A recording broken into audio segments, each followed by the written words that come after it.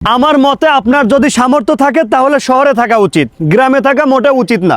এখন বলতে পারেন হাশেম ভাই কিভাবে? ভাই গ্রামে শুধু মানুষের অসুস্থ প্রতিযোগিতা।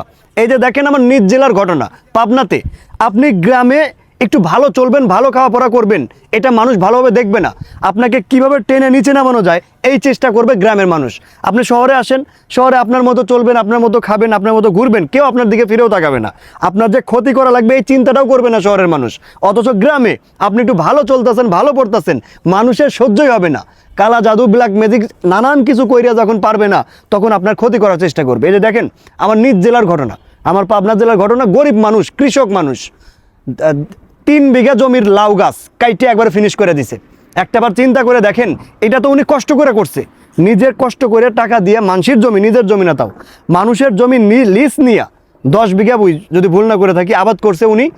3 বিঘা বইয়ের জমির একটাবার চিন্তা করেন, 3টা বিঘার জমির পুরোটা ক্ষেত, লাউ ক্ষেত একেবারে কাইটে শেষ করে দিছে।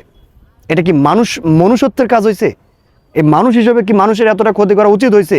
একজন কৃষক মানুষ, গরিব মানুষ, নিজের টাকায় পরের জমি লিজ নিয়ে লাউ চাষ করছে, লাউটা বিক্রি করে একটু স্বাবলম্বী হবে এই চেষ্টায় রাতের আধারে অন্ধকারে গিয়া তার লাউ গাছ 3 বিঘা একেবারে কাইটা ফিনিশ করে দিছে। যে কারণে ভাই বলতে চাই, সামর্থ্য থাকলে শহরে এসে থাকুন।